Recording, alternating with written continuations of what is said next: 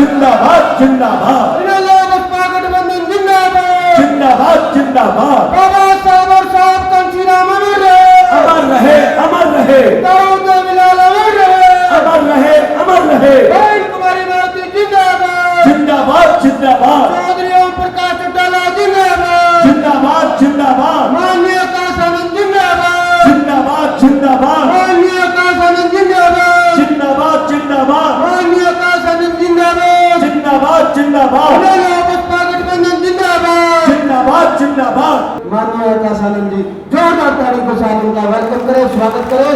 जय भीम। साथियों, हरियाणा में होने वाले विधानसभा आम चुनाव के संबंध में कुछ ज़रूरी बात आप लोगों के बीच में रखने से पहले मैं अपने सभी संतों, गुरुओं व महापुरुषों को नमन करता हूं।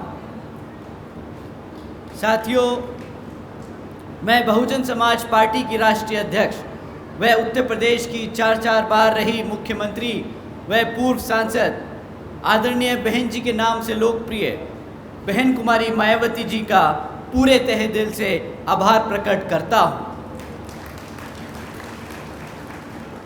साथियों, जिन्होंने अपनी पूरी जिंदगी बामसेफ, DS4 व BSP के जन्मदाता एवं संस्थापक मान्यवर साहब श्री कांशीराम जी के बताए हुए रास्ते पर चलकर परम पूज्य बाबा साहब डॉक्टर भीमराव अंबेडकर जी के मानवतावादी व आत्मसम्मान एवं स्वाभिमान के मूवमेंट के कारवा को अपने आजीवन त्याग, तपस्या व कड़े संघर्ष के जरिए एक नई राजनीतिक ऊर्जा, शक्ति व पहचान दी है तथा उत्तर प्रदेश जैसे विशाल व महत्वपूर्ण राज्य में 4 बार अपनी पार्टी BSP के नेतृत्व में सरकार बनाकर खासकर बहुजन समाज के लिए एक ऐसी मिसाल बन गई है जिससे प्रेरणा लेकर करोड़ों लोग आज यहाँ हरियाणा में भी सामाजिक परिवर्तन व आर्थिक तरक्की के मिशनरी कार्य से जुड़ चुके हैं। इतना ही नहीं बल्कि मैं खुद भी उनके इस नेतृत्व से प्रभावित होकर BSP के मूवमेंट से जुड़ चुका हूँ और उनके पद चिन्हों पर चलकर इस मिशनरी दायित्व, कर्तव्य व फर्ज को अपनी आखिरी सांस तक निभाने की पूरी कोशिश करूँगा।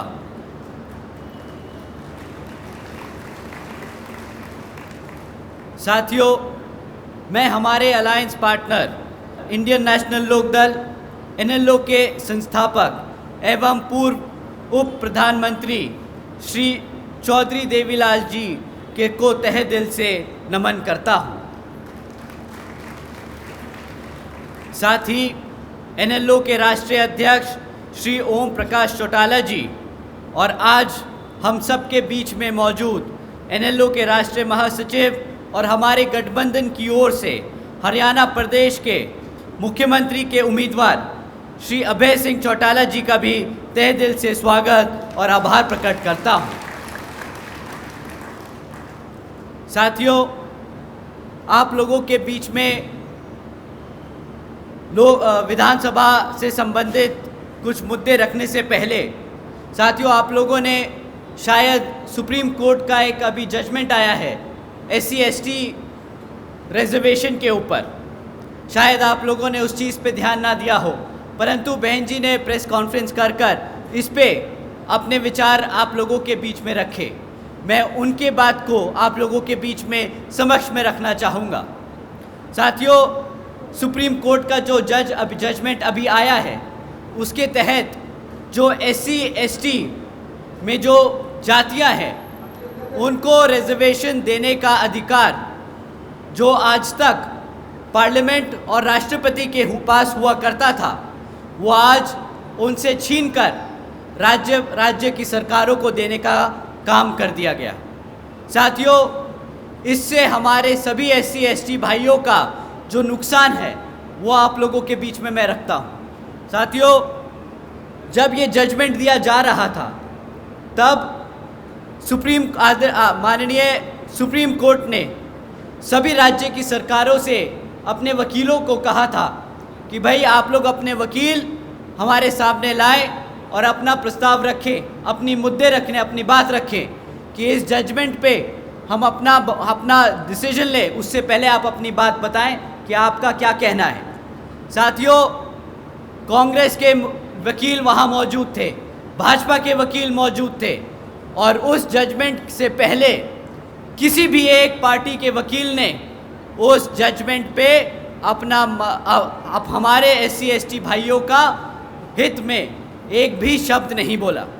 साथियों, आखिर में माननीय सुप्रीम कोर्ट ने जजमेंट पास किया कि जो आरक्षण की सुविधा है SC ST भाइयों को, जिन जातियों को सुविधा है, वो अब सुविधा राज्य सरकार, वो जातियां राज्य सरकार तय करेंगी। साथियों, अब इससे क्या होगा? जो राज्य में सरकार सत्ता में है वो अपने मन मुताबिक SC में जो जातियां हैं उनको रिजर्वेशन देगी, और अगर चाहेगी तो आपसे उन जातियों से रिजर्वेशन छीनने का काम करेगी। साथियों, इससे ये जितनी भी सत्ता में रही सरकारें हैं, ये हमारे SC ST समाज के भाइयों में मनमुटाव व आपस में झगड़ा कराने का काम करेगी। ये जिनको चाहे उनको रिजर्वेशन की फैसिलिटी देंगी और जिनको चाहे उनसे रिजर्वेशन छीनने का काम करेगी। साथियों, बाबा साहब ने किसी कारण ये जो ताकत थी, ये जो शक्ति थी, ये पार्लियामेंट और राष्ट्रपति जी को दी थी, परंतु इन कांग्रेसियों और भाजपा के लोगों ने जानबूझकर ये डिसीजन अपने हित में कराया है ताकि वो आपका रिजर्वेशन छीनने का काम करें। तो साथियों, जब ये कांग्रेसी और भाजपाई आपको लाल किताब दिखाकर बोलते हैं कि हम कॉन्स्टिट्यूशन बचाने आए हैं, हम संविधान बचाने आए हैं, तो साथियों, ये ऐसे जजमेंट पास कराकर आपसे आपके हक को छीनने का काम कर रहे हैं, आपके हकों को छीनने का काम कर रहे हैं। तो साथियों, आपसे विनती है कि आने वाले विधानसभा आम चुनाव में ना ये कांग्रेस ना ये भाजपा आपकी हितैषी तो सिर्फ एक यहाँ पार्टी बसपा और NLO। तो आने वाले विधानसभा में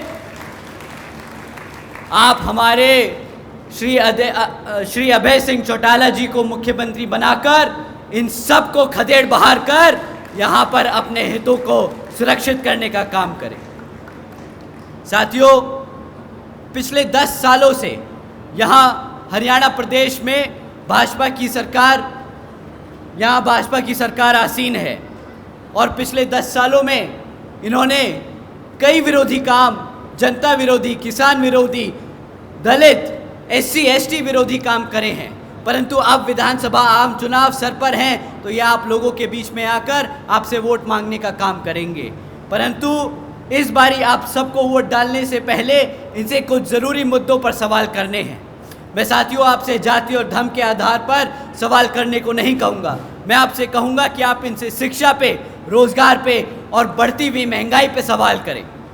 मैं यहाँ मौजूद मेरी सभी माँ बाप, मेरे सभी बड़े माँ बाप और युवा साथियों से पूछना चाहूँगा कि पिछले 10 सालों में आपके बच्चों के लिए, मेरे युवा साथियों, आपके रोज़गार के लिए, आपकी शिक्षा के लिए इस सरकार ने क्या काम किया। साथियों, बीजेपी की सरकार के चलते हुए पिछले 10 सालों में यहाँ 5000 से ज़्यादा प्राइमरी स्कूल बंद कर दिए गए।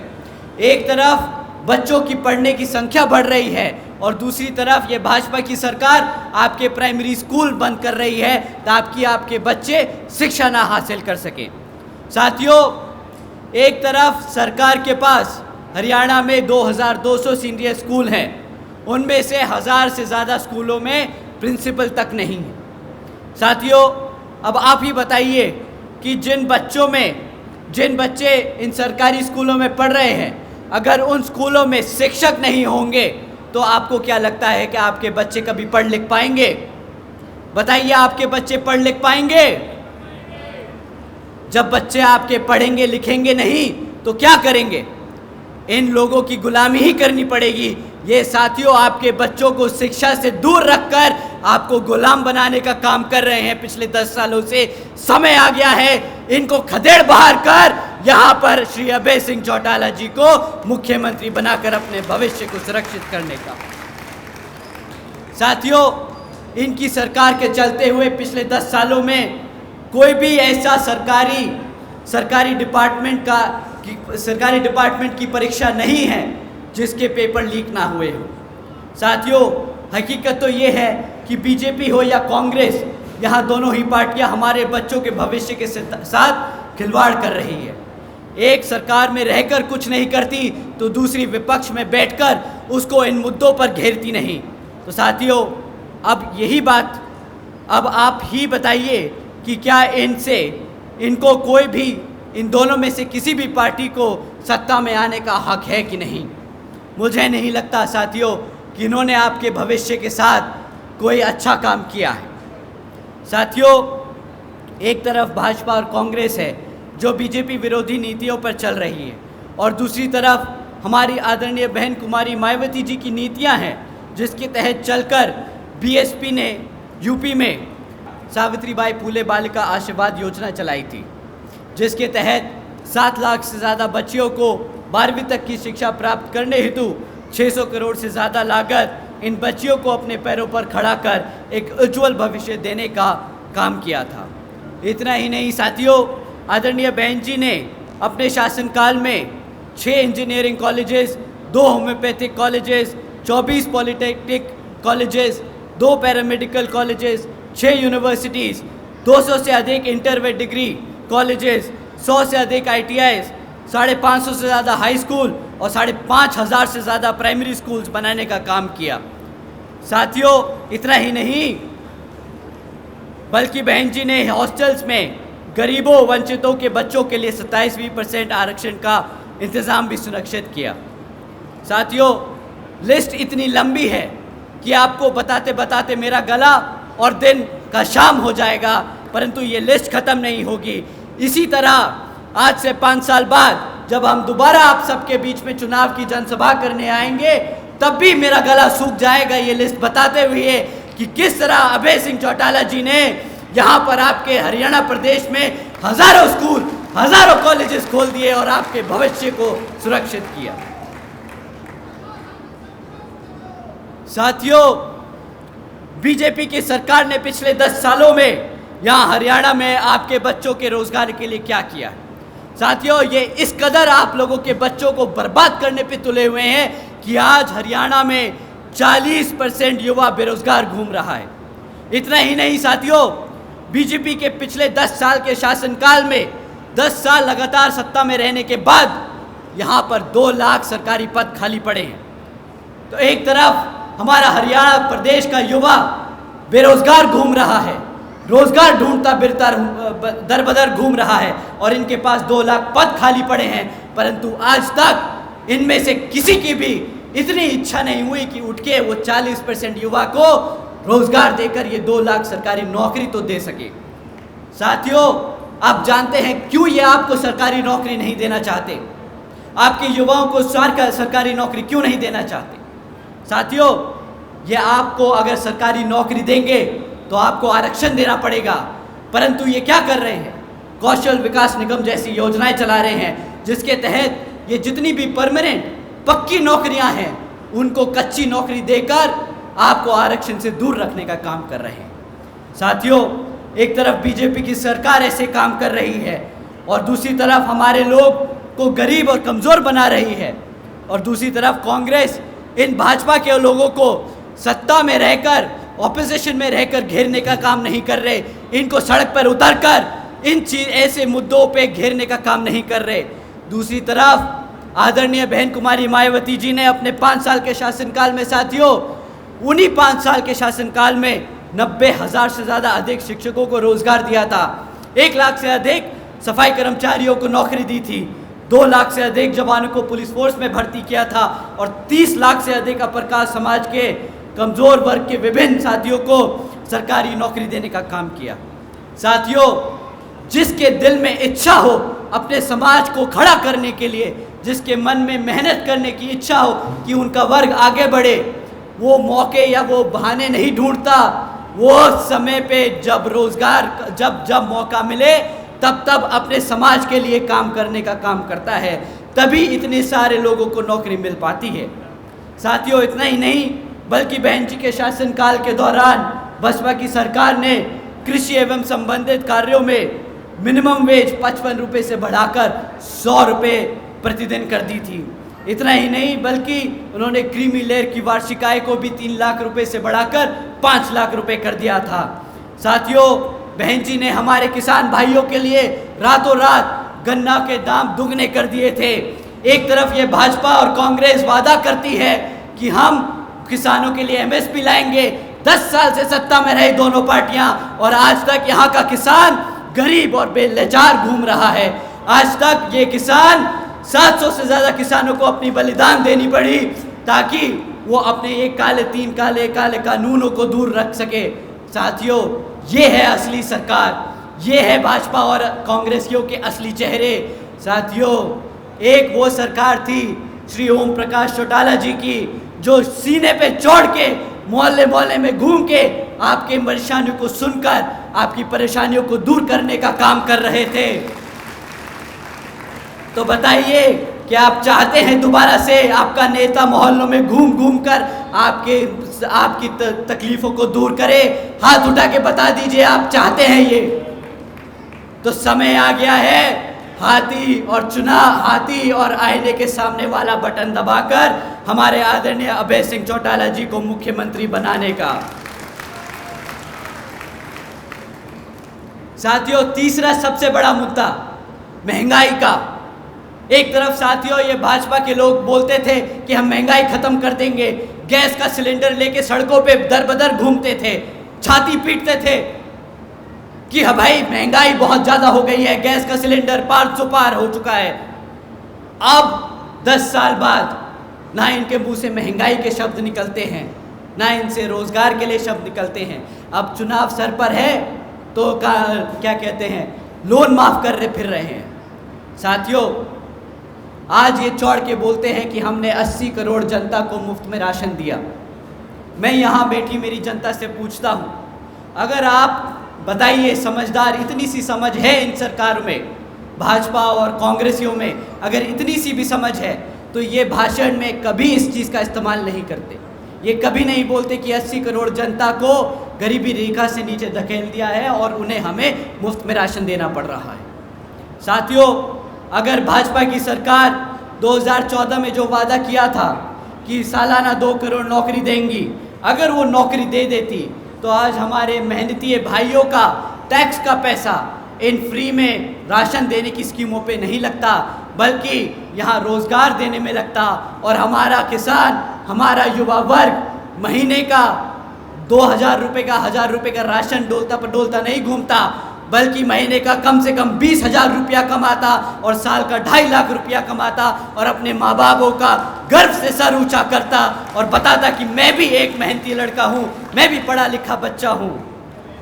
साथियों, परंतु ये वो सरकार नहीं जिन्होंने आपके हितों के लिए काम किया और अब समय आ गया है कि इस सरकार को बदलने का। आप जानते हैं कि एक तरफ बीजेपी और कांग्रेस आप सबको गुलाम बनाना चाहती है और दूसरी तरफ बसपा और एनएलओ के गठबंधन की सरकार आपको और आपके आने वाली पीढ़ी को काबिल बनाना चाहती है। तो साथियों, इन्हीं कुछ ज़रूरी बातों के साथ अब आप सभी लोगों से मेरी व खासकर आदरणीय बहन कुमारी मायावती जी की ये विशेष अपील है कि इस विधानसभा आम चुनाव में आप सभी लोग हर मोर्चे पर सावधान रहें। आपका वोट बहुत कीमती है, आपका कोई वोट खरीद ना पाए, आपका कोई वोट लूट ना पाए, आपका कोई वोट पढ़ने से रह ना जाए। जाति, बिरादरी, धन, बल, मंदिर, मस्जिद या किसी भी भावना आदि के नाम पर कोई साथी, कोई स्वार्थी अपने जाल में फंसाकर आपके वोट का दुरुपयोग ना कर ले, क्योंकि देश के हर एक महिला, पुरुष व युवा को वोट डालने का अधिकार परम पूज्य बाबा साहब डॉक्टर भीमराव अंबेडकर जी की एक अति महत्वपूर्ण देन है। मैं आप सभी से यही खास अपील करता हूँ कि आपको यहाँ जिन जिन क्षेत्र में बीएसपी और एनएलओ के विधानसभा उम्मीदवार चुनाव लड़ रहे हैं, तो आप लोग वोटिंग मशीन पर बीएसपी का हाथी चुनाव चिन्ह और एनएलओ का चुनाव चिन्ह आईना के सामने वाला बटन दबाकर यहाँ पर उन्हें भारी मतों से जिताएं और श्री आदरणीय अभय सिंह चौटाला जी को मुख्यमंत्री बनाने का काम करें। और अब अंत में मैं अपनी बात ख़त्म करने से पहले एक बार दोबारा आप सभी माताओं बहनों का, बड़े बुजुर्गों का, युवा साथियों का, हमारे प्रेस बंधुओं का, हमारे कार्यकर्ताओं का, हमारे सभी पदाधिकारी नेतागणों का तहे दिल से धन्यवाद करता हूं कि आप सब आए और आपने हमारी सबकी बात सुनी। मैं आप लोगों से दरख्वास्त करता हूं कि आप श्री अभय सिंह चौटाला जी के लिए जोरदार नारे लगाएं और उनका स्वागत करें। कि भाजपा और कांग्रेस जो मिलकर के प्रदेश को कमजोर कर रही है, हमने इनको सत्ता से बाहर करना है। साथियों, लोकसभा के चुनाव के बाद बहुजन समाज पार्टी और इंडियन नेशनल लोकदल पार्टी के दोनों पार्टियों के कार्यकर्ता जहां कहीं भी मिलते थे, आपस में चर्चा करते थे कि अगर भाजपा और कांग्रेस को सत्ता से बाहर करना है तो फिर हमें इकट्ठा होना पड़ेगा। मेरे सामने भी अनेक कार्यकर्ताओं ने इस तरह की चर्चा करी और मैंने इसके लिए हरियाणा के जो प्रभारी हैं बसपा के, उनसे चर्चा चलाई। मैंने कहा बहन मायावती से मुझे समय लेकर के दो, मुझे मिलना है, बात करनी है। उसके साथ साथ रामपाल माजरा जी की भी जिम्मेवारी लगाई, उमेद भान की लगाई कि आप बातचीत करो। और रणधीर जी ने मुझे समय लेकर के दिया बहन जी से, और मैंने बहन जी के सामने हरियाणा प्रदेश की परिस्थितियां जिस किस्म की थी उनके सामने सारी बातें रखी। बहन जी सभी ये चाहते थे कि हमारा आपस में गठबंधन हो, क्योंकि उन्होंने भी संघर्ष किया सारी उम्र।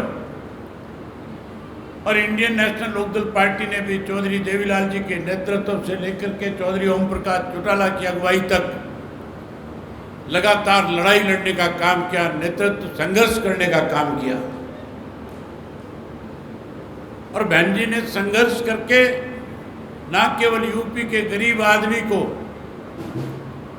उसके वोट का अधिकार दिलाने का काम किया था, बल्कि देश के आज़ादी के बाद बाबा साहब भीमराव अम्बेडकर ने हर व्यक्ति को वोट की आज़ादी दी थी, हर व्यक्ति को अधिकार दे दिया।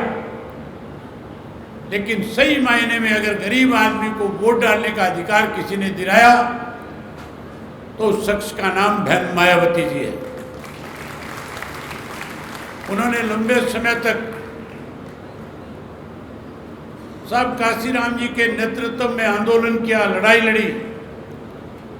उत्तर प्रदेश में DS4 के नाम की पार्टी बना करके साइकिल पे चढ़ करके बोरी के कपड़े पहन करके लोगों के बीच में जाकर के अलग जगाने का काम किया था और लोगों को इकट्ठा किया, मजबूती दी, उनको अपनी ताकत और पहचान कैसे बने उसके लिए लोगों से जाकर के बात करी। इसी तरह हरियाणा प्रदेश में चौधरी देवीलाल जी ने कैसे हरियाणा प्रदेश अलग बने, पहले उसके लिए संघर्ष किया। अलग प्रदेश बनने के बाद जब लुटेरों का राज बना, उन्हें कैसे सत्ता से पार किया जाए उसके लिए फिर लड़ाई लड़ने का काम किया।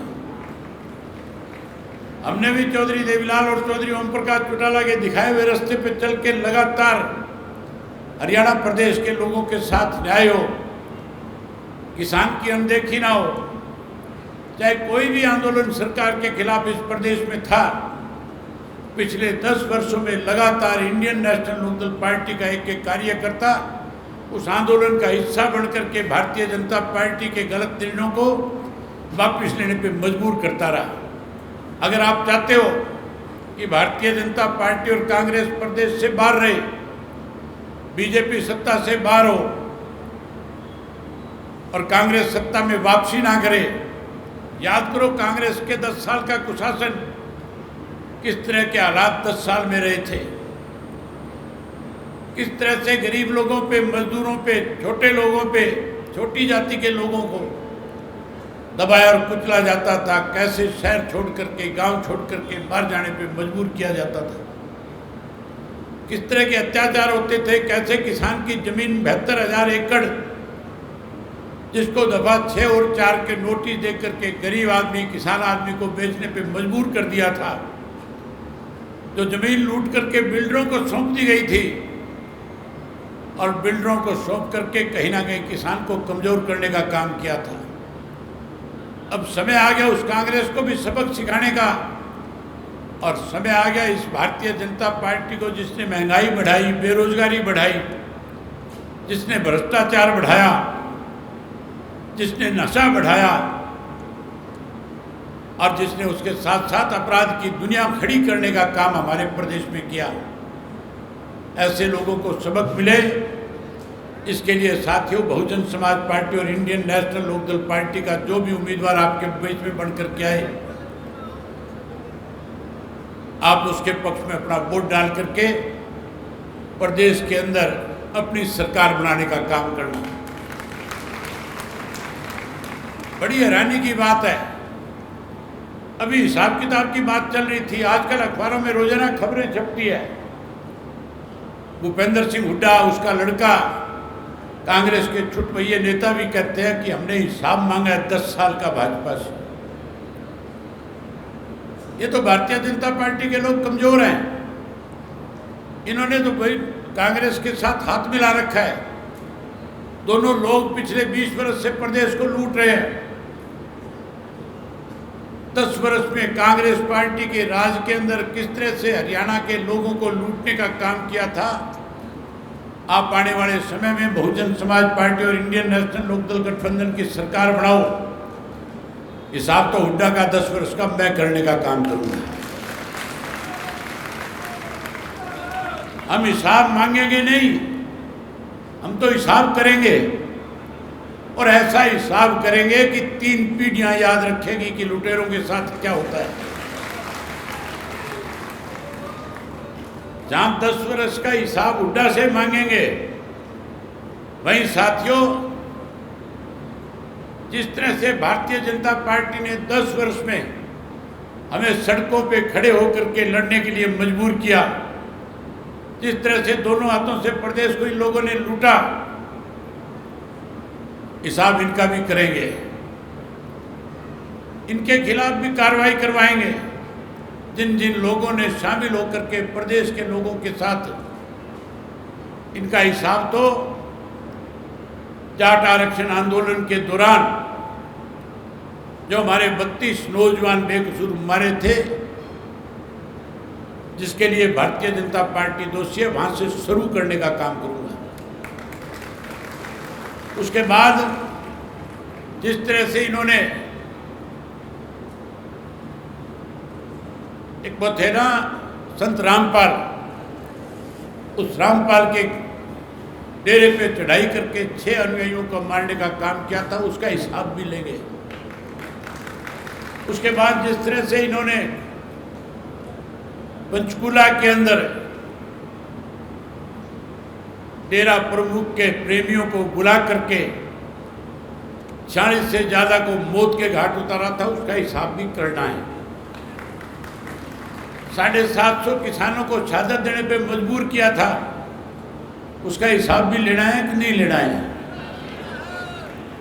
अगर चाहते हो इनसे हिसाब हो तो फिर साथियों, जब भी विधानसभा का चुनाव हो, दोनों पार्टियों की तरफ से जो संयुक्त उम्मीदवार आपके बीच में आए, उसके पक्ष में मोहर लगा देना, उसके पक्ष में वोट डाल देना, उसको जिता करके भेज देना। बाकी जिम्मेवारी मेरी है, मैं अपने आप इसके साथ करूंगा।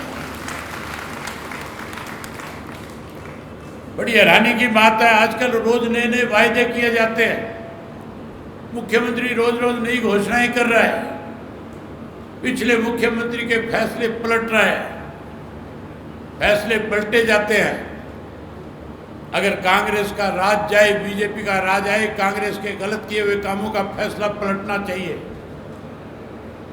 अगर लोकदल का राज बनता है, भाजपा के गलत फैसले किए हुए उनको पलटा जा सकता है।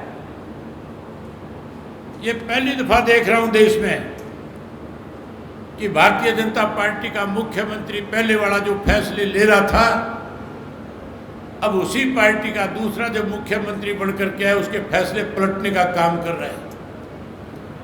इसका मतलब वो इस बात पे मोहर लगा रहा है कि 9.5 वर्ष तक भारतीय जनता पार्टी जो सत्ता में इस प्रदेश में रही, उसने गलत निर्णय लेकर के, गलत फैसले लेकर के लोगों को जहां परेशान किया, वहीं प्रदेश को लूटने का भी काम किया।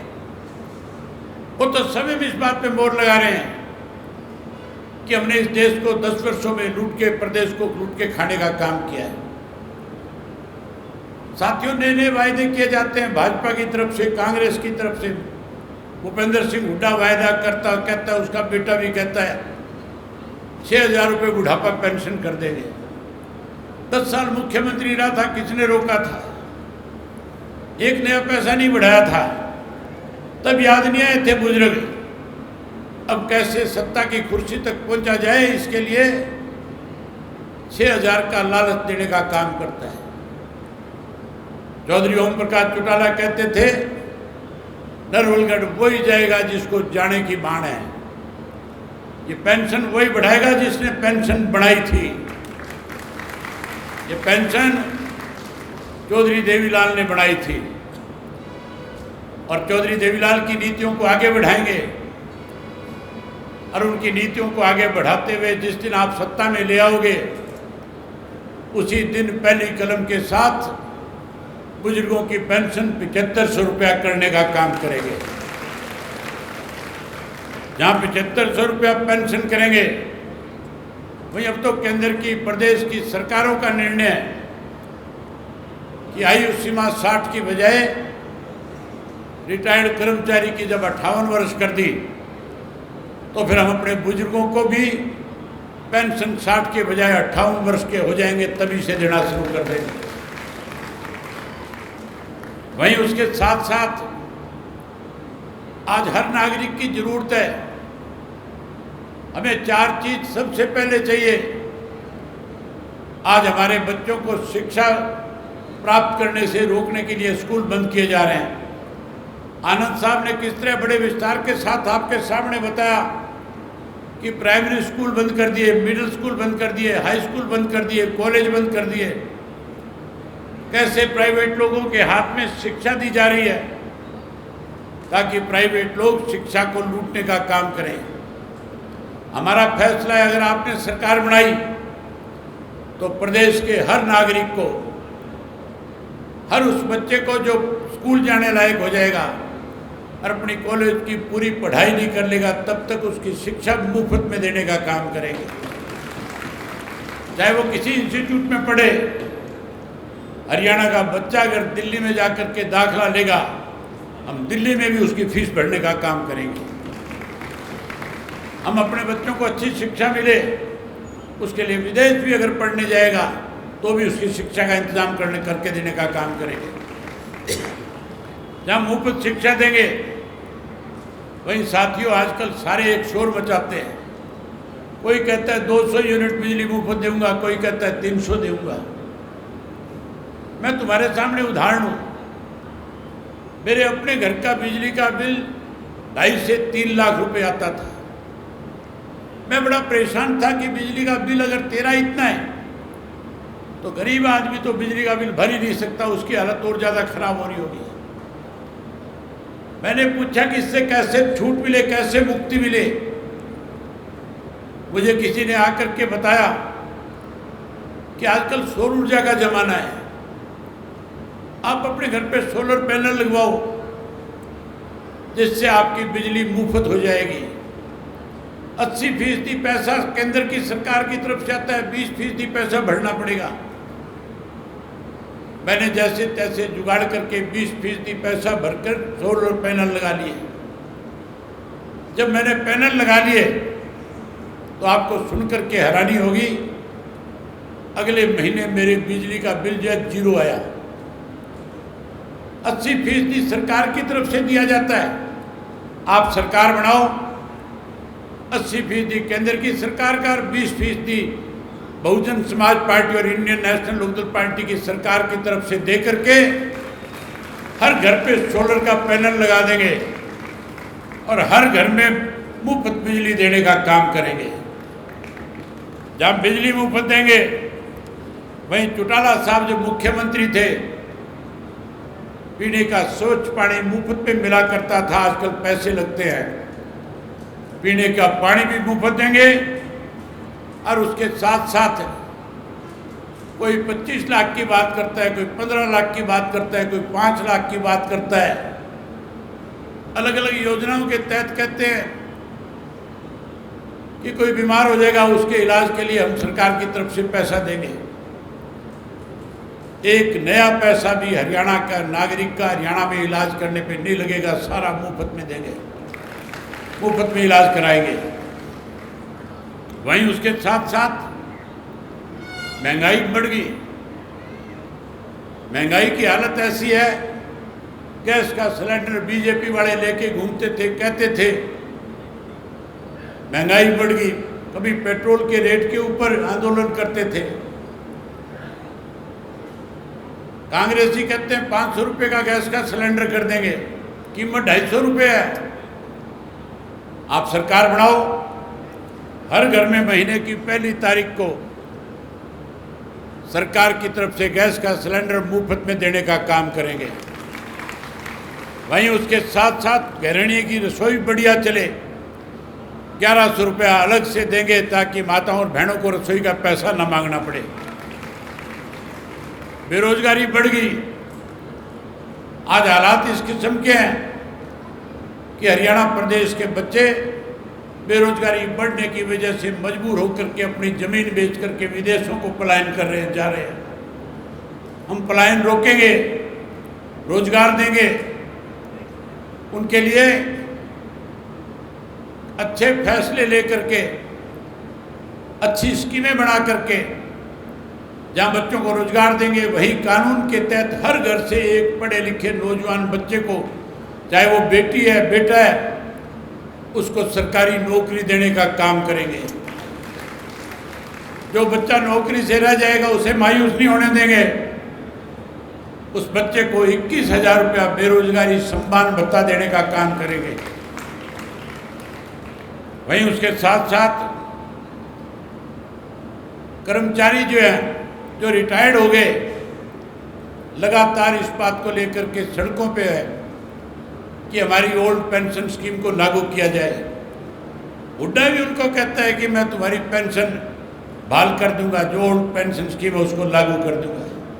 उससे पूछने वाला हो, ये निर्णय किसका था, फैसला किसका था? ओल्ड पेंशन स्कीम लागू किसने करी थी?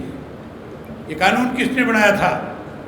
कांग्रेस के राज के अंदर ओल्ड पेंशन स्कीम खत्म की गई थी।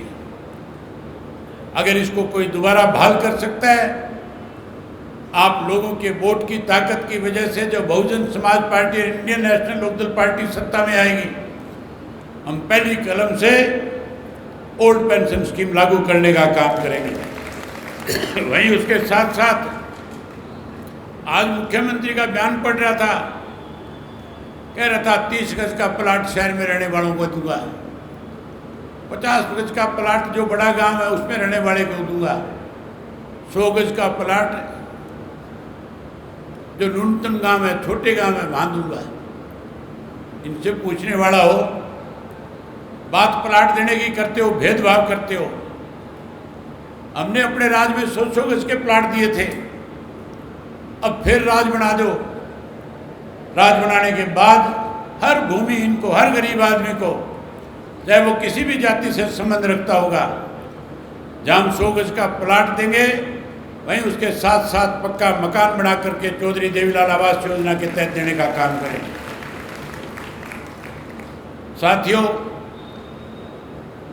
इस मनोहर लाल खट्टर ने इतने पोर्टल बना दिए थे कि लोग घर में भी जब आपस में बैठ करके बात करते थे तो कहीं ना कहीं मोबाइल पे मैसेज आता था कि फलाने पोर्टल के द्वारा ये चीज़ लिखी जाए। हर काम में हमें सारा दिन मोबाइल पे रहना पड़ता था। राज बनाओ, ये पोर्टल खत्म कर देंगे, पुराना राशन कार्ड बना देंगे, उसी से सारी सुविधाएं देने का काम करेंगे। उसके साथ साथ अस्थायी नौकरियां दी जा रही है कौशल रोजगार योजना के तहत। ये बच्चे बैठे हैं, इन्होंने मुझे अभी अपनी तरफ से एक मेमोरेंडम दिया है इनके साथ बेईमानी करी है सरकार ने। इनसे फार्म किसी चीज़ के भराए गए, आवेदन किसी बात का लिया गया। जब आवेदन कराया गया तो हजार हजार रुपये ले लिए। अब नौकरी देने की बजाय कहते हैं काम सारा दिन करो, 6,000 रुपया देंगे। इनसे पूछने वाला वो खेत पे मजदूरी करने वाला व्यक्ति भी आज 15,000 रुपये महीने का कमाता है। ये पढ़े लिखे बच्चे सारा दिन कागज काढ़े करेंगे, नौकरी 6,000 मिलेगी। तुम्हें चिंता करने की जरूरत नहीं। 3 महीने शेष बचे हैं, पार्टी के लिए काम करो। जैसे ही राज बनेगा, जिस चीज के फार्म भरे नतीजा उसी का निकलेगा, उसी की नौकरी देने का काम करेंगे। ये अस्थायी प्रथा खत्म कर देंगे। 2 लाख नौकरियां जो आज कम है, उन 2 लाख को भरेंगे और उसके साथ साथ जिसको भी रोजगार और नौकरी देंगे पक्की देंगे, कच्चा कर्मचारी नहीं रखेंगे। आंगनवाड़ी वर्कर, आशा वर्कर और उसके साथ साथ सफाई के कर्मचारी जो हैं, जिनकी संख्या लाखों में है, तो सारा दिन काम करते हैं, तनख्वाह के रूप में पैसा देने की बजाय उन्हें आंदोलन करने पे मजबूर किया जाता है। पहले वायदे करते हैं कि हम आपको पक्का कर देंगे, उनसे काम लेते हैं, पक्का करने की बजाय उन्हें परेशान करते हैं। मेरा संदेश दे देना, जाकर के बता देना हमारा फैसला है। हमारी सरकार बनने के बाद आंगनवाड़ी का वर्कर, आशा वर्कर और सफाई का कर्मचारी, तीनों को पक्का करके पक्की नौकरी देने का काम करेंगे। सफाई कर्मचारी बनाएंगे। वही उसके साथ साथ आज हमें छोटे छोटे कामों के लिए अगर राजधानी में कोई काम पड़े, चंडीगढ़ के चक्कर काटने पड़ते हैं। हम चंडीगढ़ से अपना दावा नहीं खत्म करेंगे। चंडीगढ़ में जो हमारा हिस्सा है, वो हिस्सा हम अपने पास रखेंगे, लेकिन हरियाणा प्रदेश के लोगों को दूर दराज धक्के ना खाने पड़े, इसलिए हरियाणा की सेंट्रल जगह में हरियाणा की राजधानी बनाने का काम करेंगे। वहीं अपना हाई कोर्ट बनाएंगे। ये सारी चीज़ें तब संभव है जब Bahujan Samaj Party, Indian National Lokdal party का कार्यकर्ता अगले 2 महीने लगातार गांव गांव में जाए, एक एक व्यक्ति से मिले, उसे विश्वास दिलाए। जो 9 बातें मैंने आपके सामने रखी है, खुल करके कहे कि अगर आप हमारी सरकार बनाओगे तो जो 9 घोषणाएं, 9 जो वायदे आज हमने आपके साथ किए, उनको पूरा करेंगे। जब आपसे पूछे कि आपने वायदे तो कर दिए, पूरे कैसे करोगे, तो फिर खुल के कहना कि चौधरी देवीलाल ने वायदा किया था 100 रुपया पेंशन बढ़ाऊंगा। चौधरी देवीलाल ने वायदा किया था 10,000 के कर्जे माफ करूंगा। चौधरी देवीलाल ने वायदा किया था 5100 पेंशन दूंगा। बंसीलाल मुख्यमंत्री था, कहता था झूठ बोल रहे हैं, बहका रहे हैं, सरकारी खजाने से पैसा नहीं दिया जाता। और चौधरी देवीलाल ने कहा था राज बना दो, पहली कलम से पूरा कर दूंगा। चौधरी देवीलाल ने तीनों वायदों को पूरा किया था कि नहीं किया था? तीनों वायदे पूरे किए थे। हमने भी चौधरी देवीलाल जी की नीतियों को, काशीराम जी के संघर्ष को आगे बढ़ाना है। और जो वायदे मैं आपके साथ करके जा रहा हूँ, आप सत्ता का परिवर्तन कर दो, सत्ता ले आओ। पहली कलम से कैबिनेट की पहली बैठक में जो 9 वायदे आपके साथ किए, हम 9 के 9 पूरे करने का काम करेंगे। लेकिन अब आपसे उम्मीद करूंगा कि आज से अपने संगठन को मजबूत करो, लोगों का दिल जीतो, सत्ता का परिवर्तन करो, गठबंधन की सरकार बनाओ। ये वायदा मुझे दे करके जाओ, हाथ खड़े करके कहो कि इस काम को आगे बढ़ाओगे। बहुत धन्यवाद आपका।